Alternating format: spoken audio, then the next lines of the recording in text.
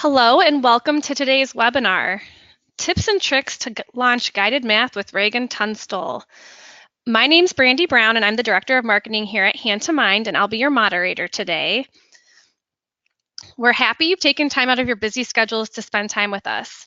In the next hour or less, you'll learn about the critical components of guided math, including the importance of differentiation in small group instruction, tips for a successful implementation in the classroom, and an overview of Reagan Tunstall's guided math that I think showcases how easy it can be to implement this program in the classroom.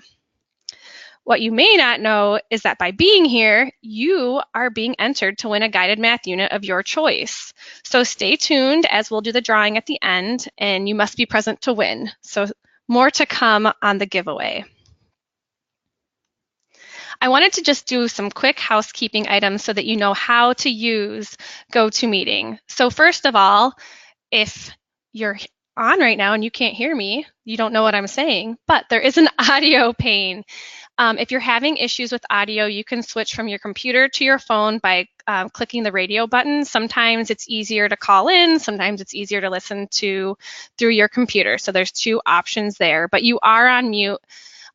So you cannot talk to us, we cannot hear you, but you can definitely listen in that way. I also want to point out the chat pane. So while we can't hear you, we love to hear from you. So please, please, please send in your comments, send in your questions. We love to interact during the webinar. And in fact, let's practice in the spirit of getting hands-on. If you are hearing us, we want to know that you're here. So share where you're from in the chat panel. We want to know where you're calling in from and listening from. We will be collecting questions throughout the webinar, so as you have them, we'll be collecting those Q&As and we'll do that at the end, so type them in as they come. I also want to point you to the handouts pane. There are two handouts that we've included. One is a getting started guide and another is a collection of sample lessons. So I'll talk more about that at the end, but those are two downloads that you can get today. And then lastly, we are recording this webinar, so you'll be able to review this on demand afterwards, share it with your colleagues, whatever you want to do with it. You will get an email within 48 hours. So in the spirit of interacting, we're going to do a couple of polls just to get to know you guys better. So the first poll, we want to know why you're here. So are you here to look at guided math for your classroom? Are you here because you're hoping that your school might be interested or your grade level might be interested in implementing guided math? Is it something that you're looking at doing across schools or district-wide? We kind of want to know what that breakdown is. Leave it up for a couple seconds. Hurry, get your answers in. Can you see it on there? Let's see. We'll close. It's looking like we've got about 42% here looking at guided math for their classroom, and then about 58% from a school or district-wide perspective. And then we'll do one more question. We want to know what grade level you teach. So are you K2? Are you more in the 3-5 grade range? Are you teaching all the grades? Kudos to you. Are you teaching other grades than K through 5? It's looking like about 40% K2, 24% 3-5, and the math's changing as I go, so don't punish me, but about 24% all the grades and 10% other. Great. Thank you for sharing. All right, well, I am so excited to introduce Reagan. Reagan incorporates 18 years of teaching experience into her idea-packed resources and trainings. I think you'll hear the passion she's developed through her teaching experience combined with her training experience. She's led districts, schools, and teachers in the implementation of math standards through guided math practices, and she's all about building those communities of mathematical thinkers in the classroom. If you're looking to learn more from Reagan, she blogs over at Tunstall's Teaching Tidbits. She is an educational consultant. She's a public speaker for various conferences, including the Guided Math Game Plans through SDE, the Staff Development for Educators, and is the developer of the Guided Math program available through Hand to Mind, which we'll cover later, as well as many other resources that you can find on her website.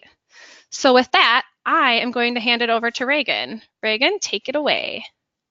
Thank you, Brandy. Hi, everyone. My name is Reagan Tunstall, and I want to take a minute to introduce myself before we jump into the ins and outs of guided math. My favorite accomplishment is my 18 years in the classroom, because teaching is truly my passion, and guided math is at the center of that. Throughout my years in the classroom, I took on other roles while still remaining a classroom teacher, such as mentoring teachers, helping the curriculum team, being a part of teacher leaders, and presenting both PD in district and through education companies as well. My heart has always remained in the classroom because designing lessons and teaching brings me the biggest joy. My love for guided math started that very first year of teaching, even though guided math didn't yet truly exist. In fact, I was teaching in the dark ages out in a portable to even further my isolation. I didn't even have a landline out there, and Google, email, none of that even existed yet. I was standing at the overhead projector using a scripted math program my first year, and my class consisted of 89% ESL learners. So even as a first year teacher, I knew my instruction wasn't the most effective that it could be. And that's truly where it began.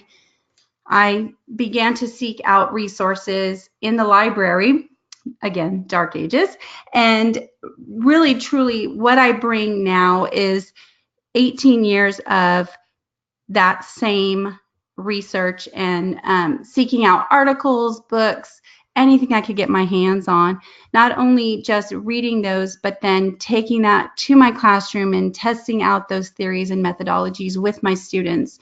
And throughout my 18 years, it kind of is a culmination of all of the different strands of research that I have found. So it really isn't centered on just one specific strand, but truly 18 years of reading, testing, and formulating what truly works in a real classroom with real students.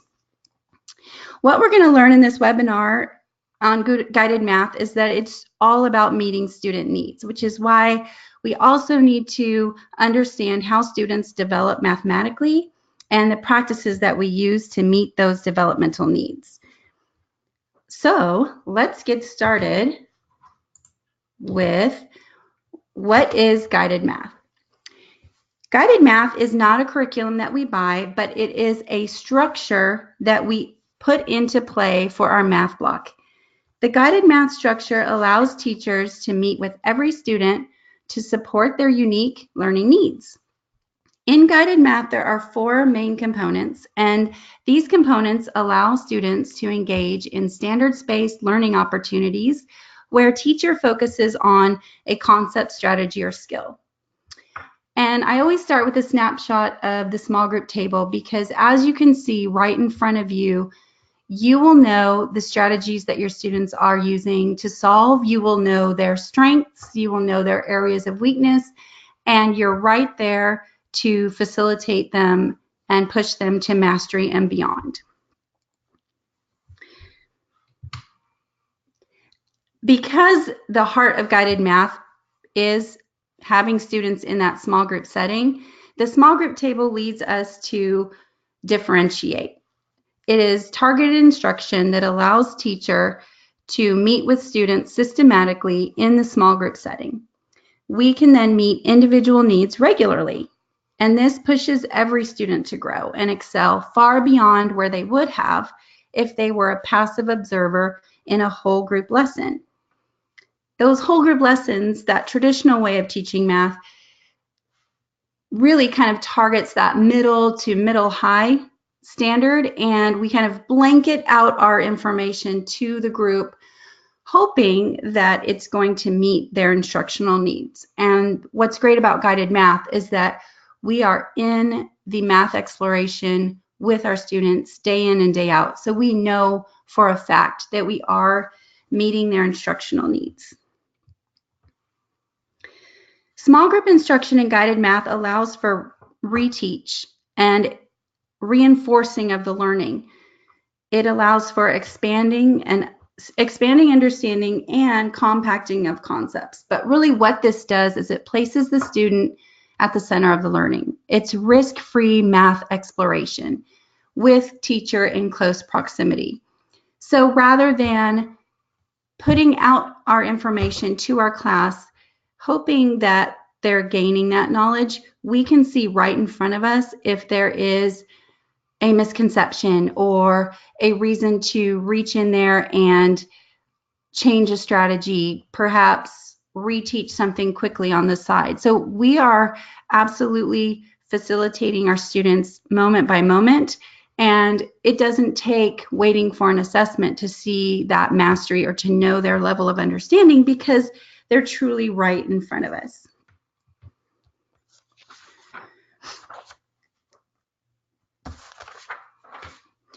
Math is about process of problem solving. Students meet together and discuss, practice, and apply strategies for problem solving as they move through the concepts and skills. Explicit strategies are taught and modeled through the day-to-day exploration and application of concepts. Students become confident mathematicians. When it comes to implementing guided math, that's where we really want to break down the 4 components and look at the math block as a whole, because it can be overwhelming to think about implementing a brand new structure to a math block. However, if we really just break it down into the 4 components, it can take that fear and that overwhelming notion away. So when we think about guided math, the structure, there's one word that really kind of brings it all together, and that word is balance. Guided math is a flexible structure, so it may look different classroom to classroom, but those 4 key components are going to be embedded in that structure, in that flexible structure. So let's talk about what we're balancing. Guided math is a balance of conceptual math and procedural math. Procedural math is my step-by-step problem solving. If you think about the textbook-driven programs, it's that abstract, here is a problem, these are the steps to solve, here is the solution type of math. It's very much in the abstract numbers and symbols only. And conceptual math is what is the relationship of the numbers? How are they changing? Why are they changing? It's the foundation of understanding behind the actual step-by-step problem solving. So how can I build the knowledge of this concept before I get to the numbers and the problem solving? It's also a balance of teacher-directed lessons and student-centered activities. There are times when we are directly instructing at that targeted level, and there are times when our students are in that math exploration, actively learning and engaging through those different lessons that we have. The last thing that we're balancing is whole group time versus small group time. Guided math has important components that incorporate both the whole group setting and the small group setting. So let's get into what a guided math block looks like. We're going to take our math block minutes and divide them over this structure with these 4 components. So whether you have 60 minutes in your math block, 75 minutes, up to 90 minutes, we're going to take those minutes and divide them by these 4 components. This is a flexible structure, so not every day will look exactly the same, but this is going to give a general guideline. So if you look at the pink, we're going to start with a math warm-up, and that's going to be roughly 10% of our math block pie. The purpose of a math warm-up is a short spiral review activity to practice and apply previously learned concepts and skills. because we are introducing so much information at such a rapid pace, we have to allow time for students to remember what they know and to practice and apply it. And not only that, but as they grow mathematically throughout the school year, to take that further and deeper and connect it to the new learning as well. From our math warm-up, we're going to move into our whole group time. This is going to be our math mini lesson. So this is roughly 25% of that math block pie. Again, it does depend on how far into a concept we are and how many times we have already been in the small group setting with that concept. So there are days when whole group needs to be longer, and there are days when whole group is all but just an explanation of the concept in 1 or 2 sentences, because we've already had that time in small group and we're ready to jump back into those small groups. The whole group lesson purpose is really to build that conceptual knowledge of my priority standards, of that, whatever my time frame is, whatever my priority standards are, that is what I'm focusing on for that mini lesson. I'm addressing all of my students at once, knowing that I have such a varied group of levels and developmental understandings of this math concept. I'm not going to spend time here with the nitty-gritty problem solving. What I'm going to do in a math mini lesson is introduce the concept, build that math comprehension, so the background knowledge on that new objective as conceptual as possible, and then I'm going to save the problem solving for when I'm pulling students to small group. So from my math mini lesson, I move into the largest chunk of my math block pie, which is my small groups. So as teacher pulls small groups, the rest of the class is out around the room actively participating in independent workstations. And this is all going on simultaneously. And then we are going to then wrap it up with a reflection or a closing piece. And this is going to be roughly 10% of our time, and we come back whole group to do our reflection. So we're going to talk about some important tips for implementation. And of course, the math mini lesson and my small groups are really where I want to give you those tips and tricks. So one helpful tip for me is I'm going to follow the 3 C's.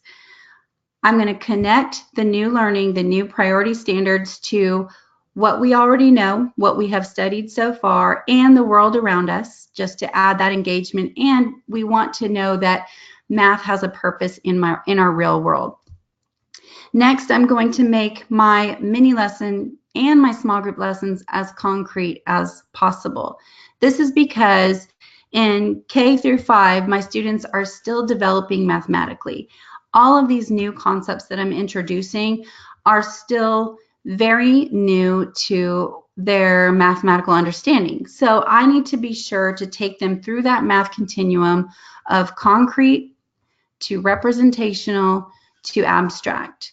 And although I may have a paper-driven program that is requiring, perhaps a textbook page to be done or a worksheet of some sort to be done, I want to be careful that my mini lesson and my small group lesson start in the concrete. How can I get this concept across to my students in a way that will build that math foundation, that will give them the concrete understanding? For example, if I'm studying how to compare fractions, then in my mini lesson, I want to be sure that students have an idea of what fraction pieces and sizes look like and how they compare in the real world. So giving them a chance to look at what how 1/3 might relate to 5/8. Giving them this time to be in the concrete is going to help them to really know if, when they do get to the problem solving in the abstract, does their answer even make sense? Without having the background knowledge and understanding, it's very hard for students to think critically and to even know if their answers make sense. So we really want to provide those sense-making opportunities all the way through the grade levels. And then finally, my third C is that I want to have students collaborate. How can I engage the most students? How can I make sure that they are communicating and expressing their understanding as well as their strategies so that their peers have the opportunity to learn from them as well?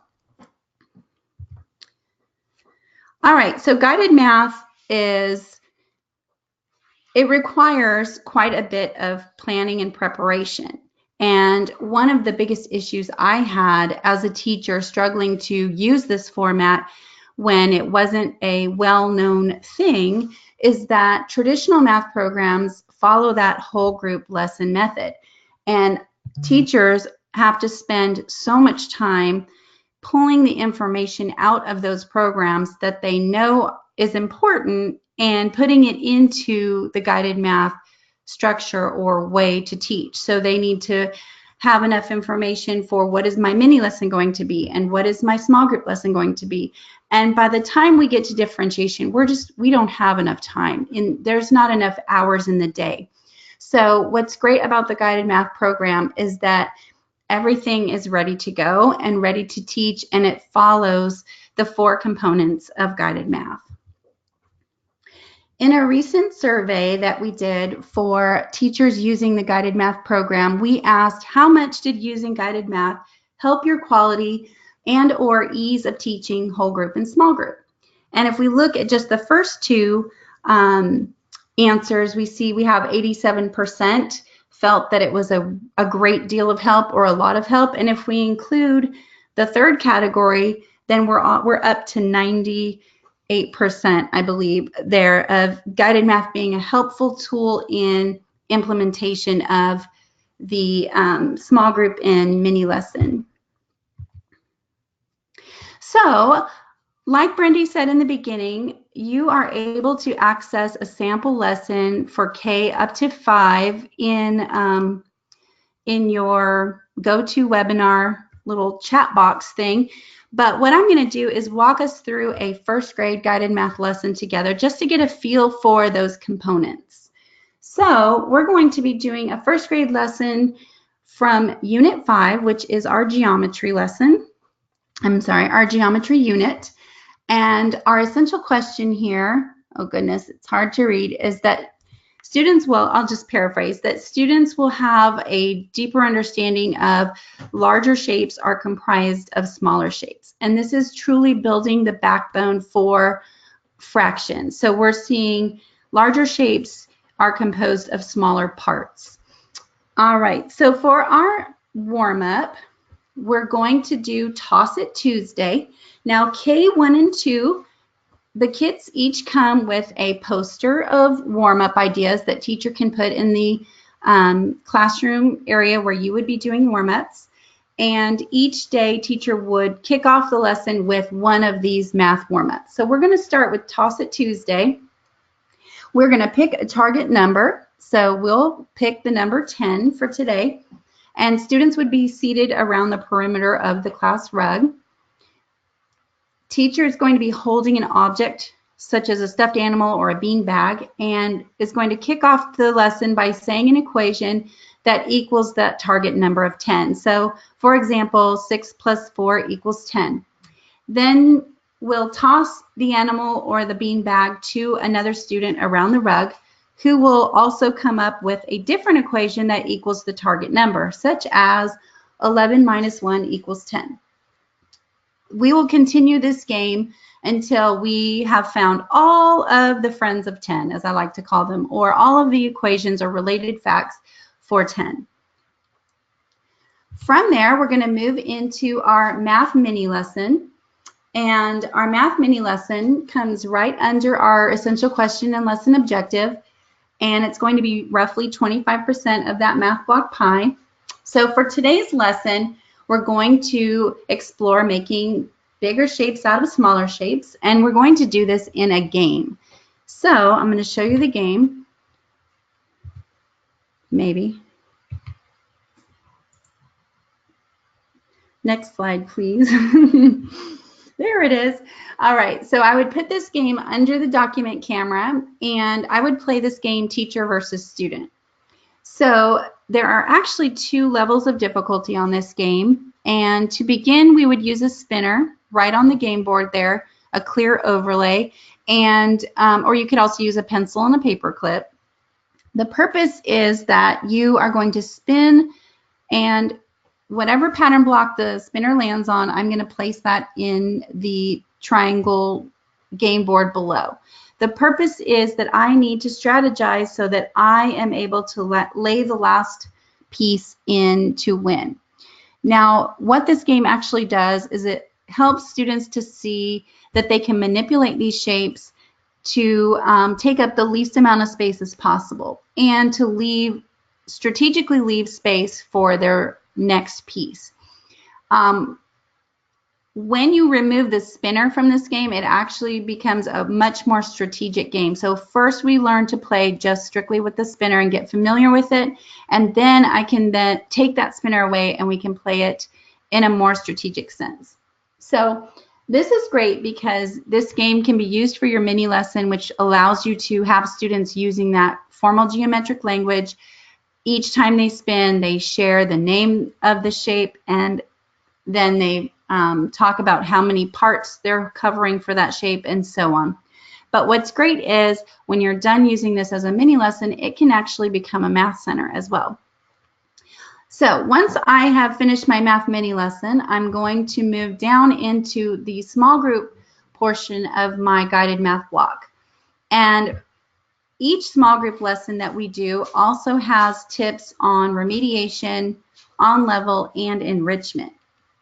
For our small group lesson today, we are going to be doing task cards where students will have pattern blocks in front of them and they will choose a task card and complete the activity. Now, teachers right there in close proximity, so this is where we re-engage with communication and we're modeling how mathematicians use the geometric language. We're also expecting that of our students right in front of us as they explore how larger shapes are comprised of smaller shapes, which is our objective.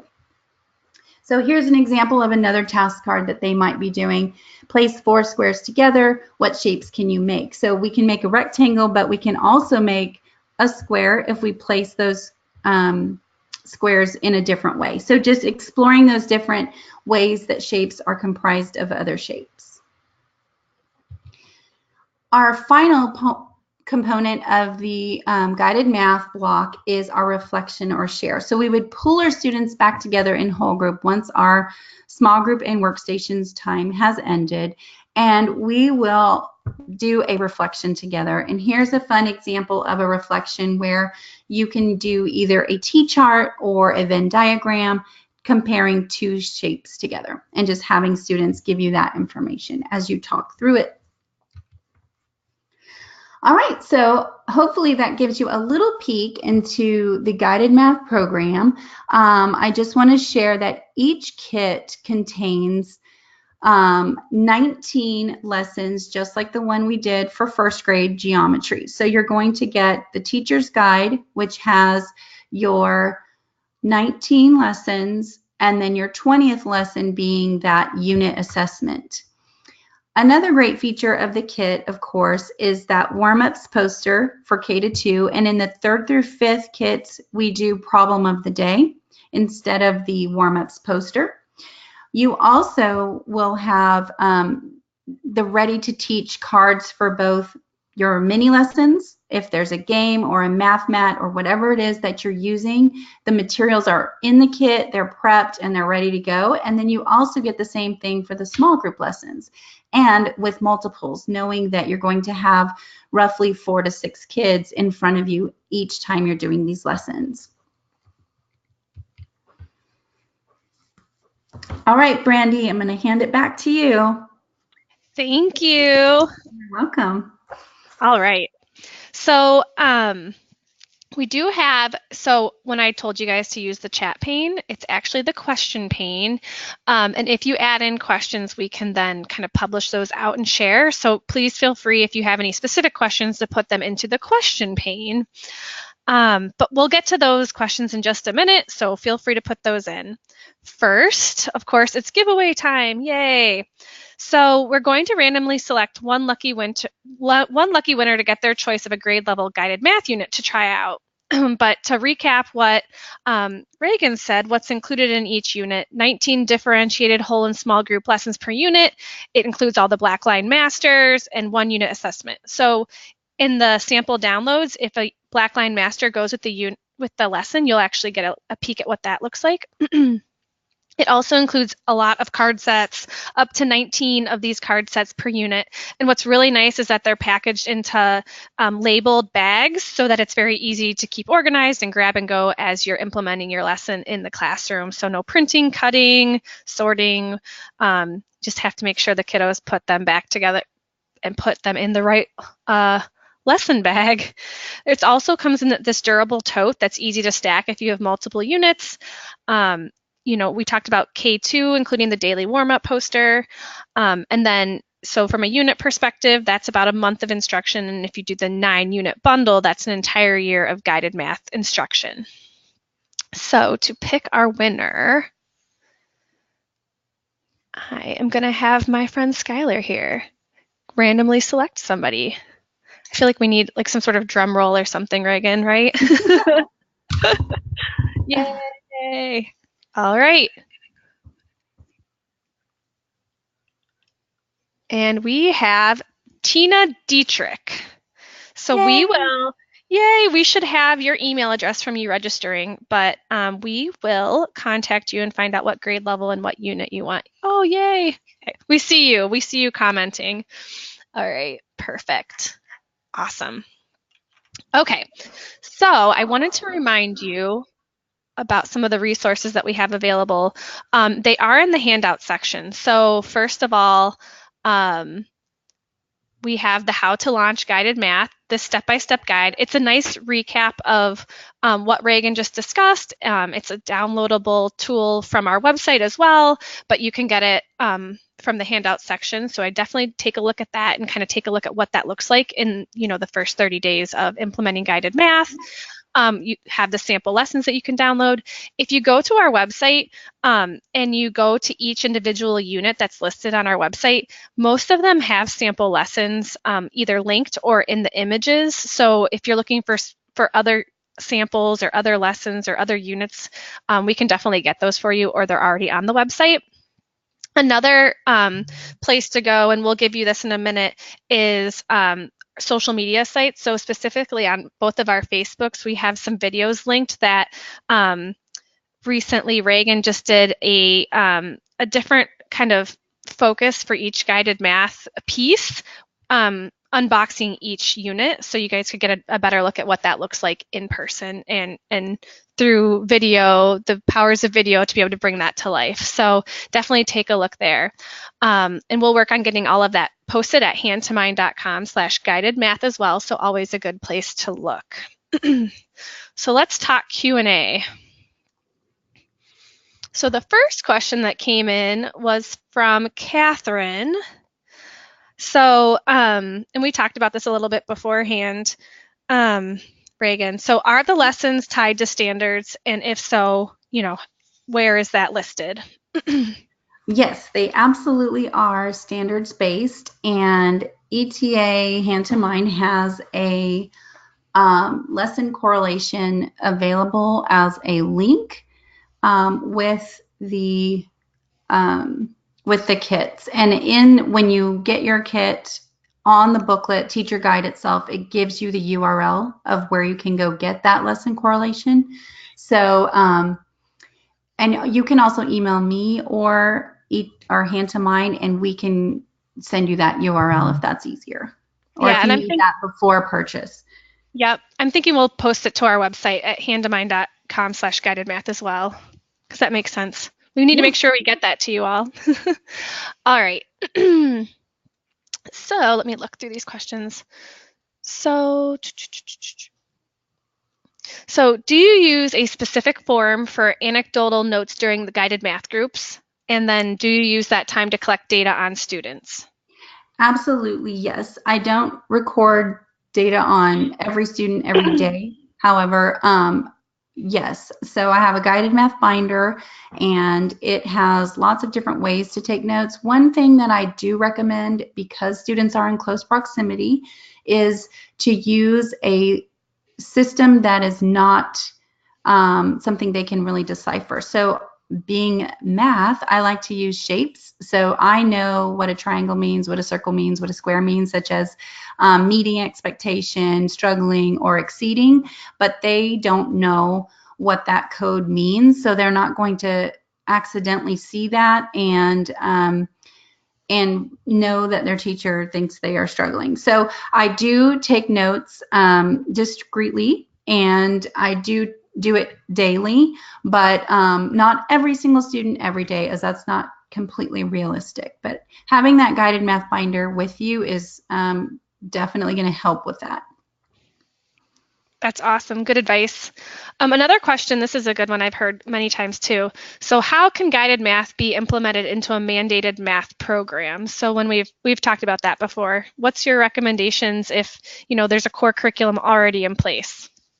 Well, the guided math units are, again, standards based. So the great thing is, and a lot of teachers have shared how, and I have done it as well in my own classroom, is where you can use this as a supplemental resource as well. So, for example, if you are teaching out of a big box curriculum and you have a certain standard that you're teaching, you can then use the mini lesson or the small group lesson to supplement what you're already doing. So for example, you may teach a portion of the big box curriculum to do your mini lesson, but then when you pull students to small group, you can supplement with the small group lessons from guided math.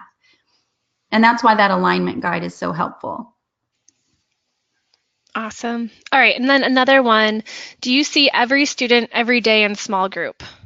So this is really kind of, it depends on class size. It depends on math block minutes. There's a lot of factors in how often we are able to see our students. I would love to say, yes, I see every student every day. And some years I absolutely did.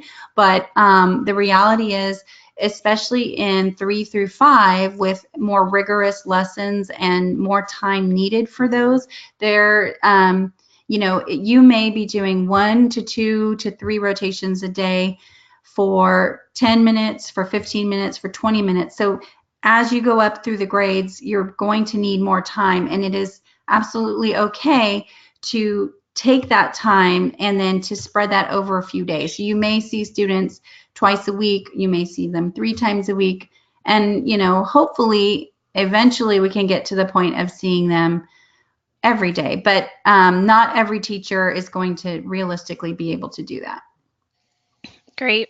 And then another question, how can I help my teachers feel confident to be able to do this small group instruction?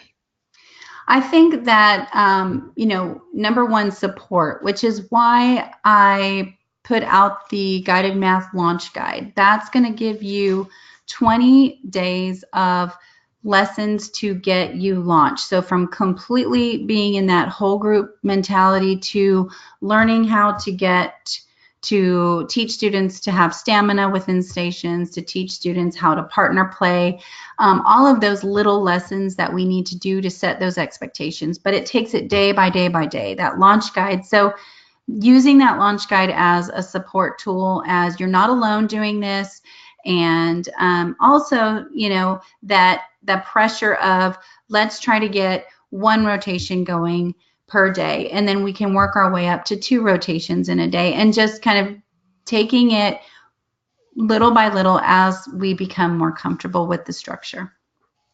Perfect. So then what do you recommend teachers be doing for the independent workstations, or, what are the other kids doing while they are, being seen by the teacher? So throughout the years, I've definitely experimented with different workstation ideas. And through the research, what I have found is you want to have the purpose being, number one, that your students are actively learning and not sitting passively in a lesson that may or may not apply to them. So workstations right there is going to make that happen. But What I have found is having a variety of different formats for students to practice and apply math really builds that well-rounded math student, which is what we ultimately want. So I like to have a variety of collaborative workstations and a couple that are more independent and partner driven. So I'll just share some examples. I like to have a math on technology station. I like to have an application station, and that is really kind of tied to the small group new instruction where students will give an independent practice type of activity back to me.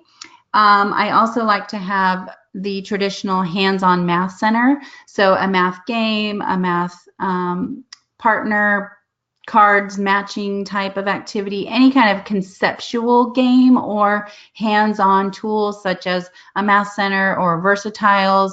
And then I also like to have a math journal, so creating math. And this is going to give you a record of math learning through the year. It's also going to kind of be a window into their math thinking. But there's really no right or wrong way to do math stations. We just want to make sure we're providing a variety of methods for students to practice and apply their math skills. Awesome. And so there was a good question, more of asking for an example. So when you're with your small group of students, can you give an example of what that differentiation might look like? Absolutely. So there's a lot of ways we can differentiate, but my favorite way and the one that I truly go to daily is you're always assessing and watching students work. You're noticing the strategies that they're using. So the two main ways would be, do they need this in the concrete? Do we need to have manipulatives? Do we need to build that understanding? Are they ready for pictorial or representational math? So can they see a picture or draw a sketch to create that and problem solve? Or are they ready for the numbers and the abstract and pushing them through a higher range of numbers and more difficulty that way? Or another way to differentiate being introducing those explicit strategies for solving. So you can give them a very supported tool to compute with, or you can leave it more open-ended so that they do have to struggle a bit to ultimately come to that correct answer. And of course, every math concept is going to be different in how you can differentiate it. So it's not something that I can easily say, oh, just do this. But I think the more you teach in a small group setting and the more you see and know those strategies, then the easier that becomes. Great. And then this one I think is very relevant right now and specific. So in regards to having a core curriculum and they kind of have everything planned out for the year, she's wanting to get some spiral review in before April testing. So any tips and tricks there? Yes, well, the final unit in each of the guided math bundles, or like unit 9 typically is a kind of year in review or concept in review for that purpose. So, and also these units can be taught in any order. So you can also pick and choose from them if you're doing a year-end review. But that's really kind of, they are open-ended, that you can rearrange them to match your scope and sequence. And then looking at that unit 9 in each grade level, as it should have a component of year in review. Wonderful. All right. Well, thank you. We've gotten a ton of questions. You guys just can't see them. So thank you. And we'll also look at making sure that we have somebody follow up with you to answer your questions as well.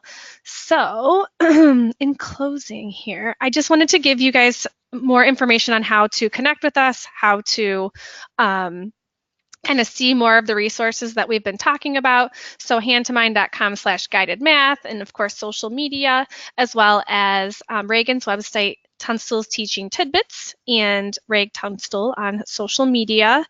We love comments and we love seeing photos posted of you guys doing guided math and centers and all the things in action. So please continue to tag us. We love that. As a reminder, I saw some questions on this. You will get an email with a link to this recording, and we'll be posting this on our website as well in the next few days, so it'll also be on that landing page, handtomind.com/guidedmath. And then I also ask, we are going to do a survey as you leave, so we'd love your feedback to continue to improve for future events. You know, what else do you want to know about guided math? What else do you want to know about in general? How can we continue to support you guys in the classroom and at the schools and districts? So with that, thank you and have a wonderful day.